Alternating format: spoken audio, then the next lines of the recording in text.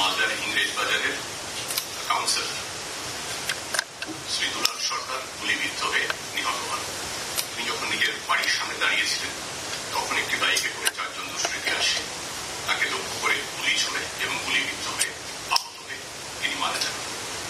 এই হত্যাকাণ্ডের প্রেক্ষিতে মালদা জেলা পুলিশের তরফে একটা সিল গঠন করা হয় এবং ঘটনার 1.5 ঘন্টার মধ্যে শামিল আক্তার এবং দীপু ঘোষ